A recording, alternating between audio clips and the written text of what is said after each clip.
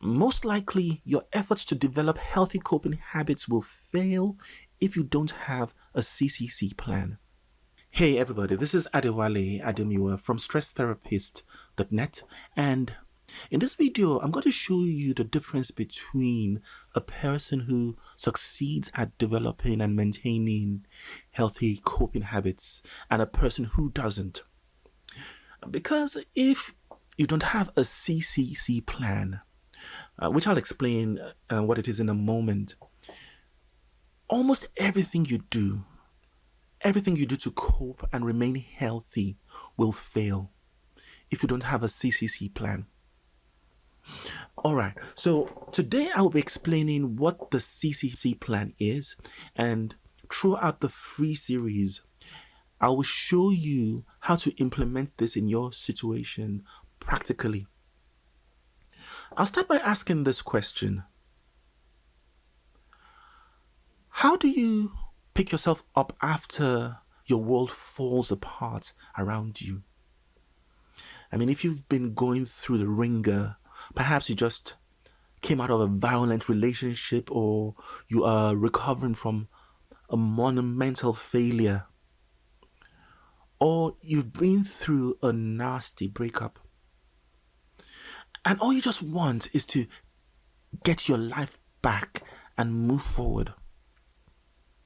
You used to be tough and emotionally strong, but after the traumatic experience, that toughness thread that held everything together just broke apart. Now, no matter how much you refuse to become a victim, fear, doubt, and demotivation rule your life. So how do you reclaim your toughness back?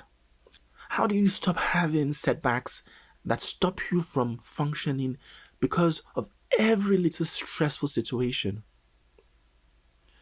How do you deal with your overwhelming feelings of sadness, frustration, and anxiety so that you're able to stay productive and function optimally? So the big question is, can you get your fully functional coping self back? You see, over the last 20 years working in different mental health services, I discovered that people who fail to return to their fully functional self after a breakdown do so because of three surprisingly common reasons. So reason one is that you get stuck in recovery mode. Reason two is that you get stuck in survival mode. And reason three is that eventually survival mode sucks the life out of you, breaks you down, and smacks you back into recovery mode again. But here is the crusher. The reason you get stuck in both recovery and survival mode is because you build all your recovery efforts on a faulty foundation. And that's why you fail at building healthy coping habits no matter how hard you try. What's this faulty foundation? You see, the faulty foundation is created by a trap that is at the root of all mental health problems. It's taken me over 20 years to really understand what this is. 20 years of trial and error, learning and helping people break through their problems, especially emotional health problems. And I discovered that any weakness you see in yourself is created by this trap. In fact, if you're going through any problem in your life that just keeps coming back to haunt you, it's primarily because of this trap. And once you understand how this trap works and understand how to use the CCC plan to counteract the adverse effects of the trap, healthy coping habits become easy to develop and maintain. So, what's the trap? I'll explain what it is now. It's easy that because in your efforts to cope better, you rely too much on something positive, something helpful, something that provides you safety and security, and something useful or good. But because that thing is good, you don't notice when the same thing begins to work against you until it pushes you off balance. Okay, let's play a quick game to show you how this trap works in real life. Now, in this game, I will list 3 good things. I want you to pause the video, do a quick brainstorm, and post the following responses to the questions below in the comments. So firstly, I want you to list how each good thing I've listed can be a benefit to the person using it. Then secondly, I want you to list how each good thing can promote problems or weaknesses in that same person's life. So here are the 3 good things.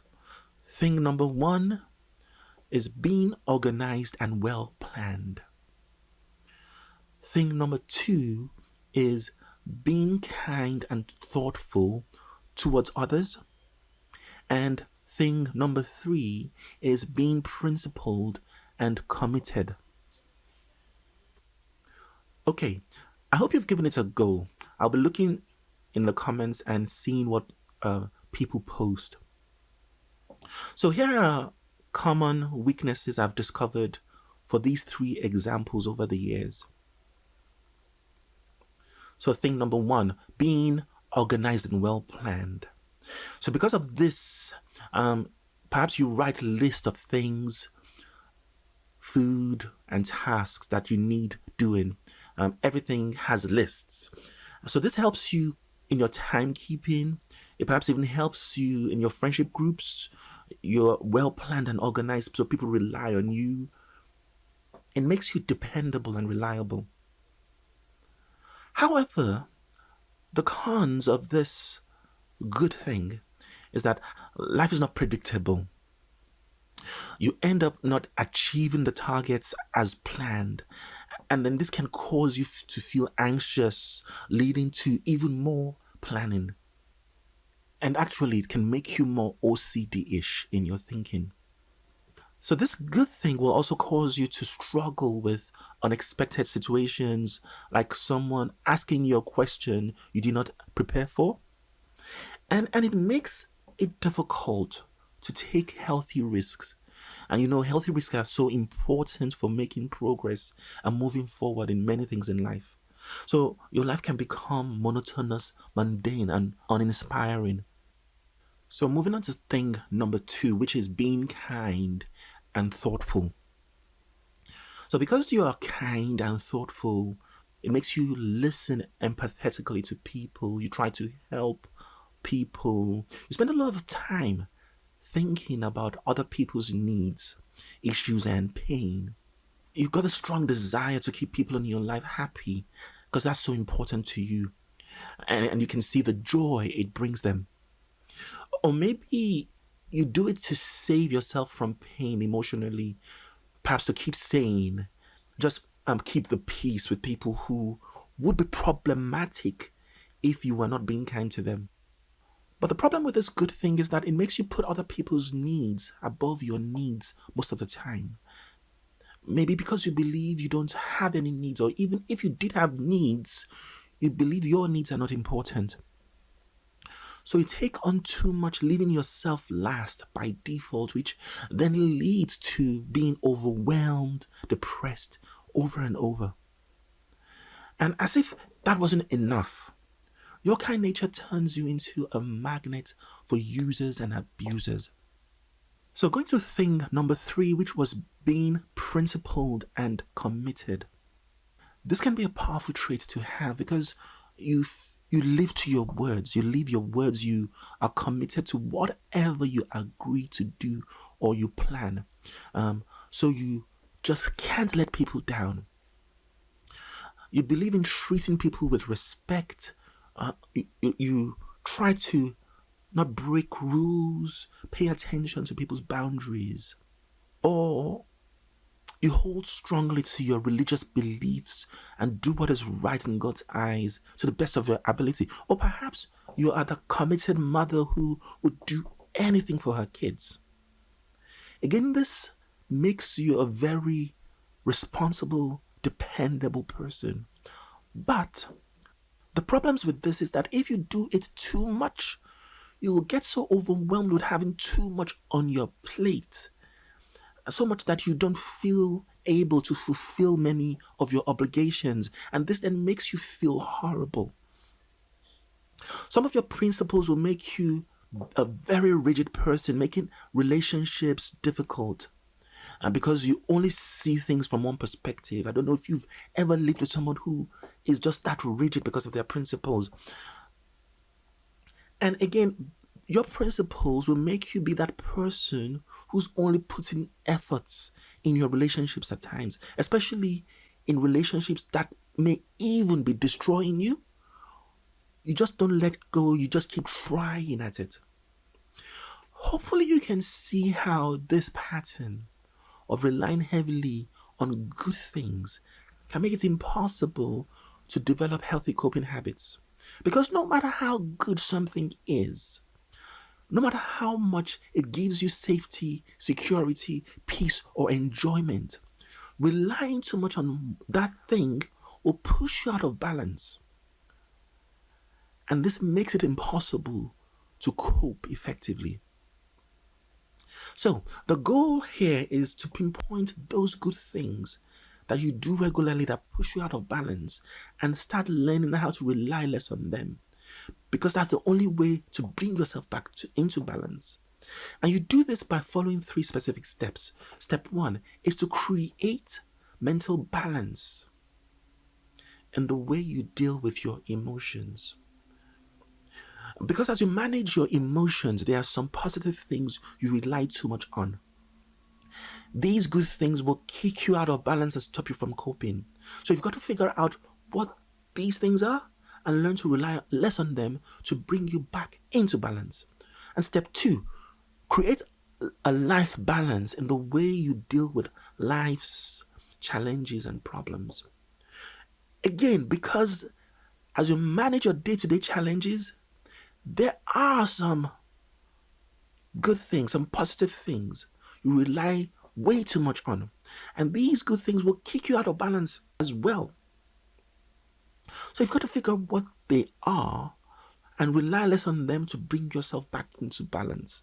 And step 3, create body balance in the way you deal with your body's stress pain barrier. Again, because as you push yourself to grow and be a better person, there are some positive things you rely too much on, and these good things will kick you out of balance and stop you from coping. So you've got to figure out what these things are and learn to rely less on them and bring yourself back into balance. I know I'm repeating myself, but this is so important because you've got to do this in the 3 spheres. Sphere 1, in the way you manage your emotions. Sphere 2, in how you manage life's problems and challenges. And sphere 3, how you manage your body's stress pain barrier. Failure to achieve this in any one of these spheres will produce a domino effect that will bring you crashing down. That's why exercising religiously every day, hoping that this will be enough to keep you emotionally stable, fails. The problem is way more complex to solve by just exercising. But if you can pinpoint all the positive things that are sabotaging you in these 3 spheres and then rely less on them, you'll find yourself naturally coping better with a lot less effort. This is the CCC Plan. Creating mental balance in the way you deal with your emotions. Creating life balance in the way you manage life's daily challenges and problems. Creating body balance in the way you deal with your body's stress pain barrier. And if you can implement this effectively in the way I'll be showing you in the video series in the next few videos coming, you'll be able to break yourself free from living a life that is cycling around just surviving and recovering. This is how you can have a life as normal as possible without exhausting yourself to that last drop of energy just to get through the day. This is how you can improve your mental strength and cope better emotionally without living a life of just getting by and going nowhere.